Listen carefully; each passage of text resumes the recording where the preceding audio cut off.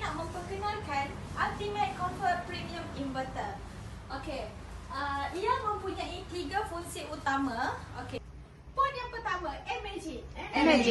Ia berfungsi mengeluarkan udara yang segar dan mengurangkan udara yang tidak segar. Poin yang kedua, city cool. Ia menyeluruhkan angin dan tidak setempat saja, sesuai untuk warga emas dan kanak-kanak yang berada di rumah. Poin yang ketiga, 5 star. Ia mempunyai perkhidmatan karen 800 kW saja.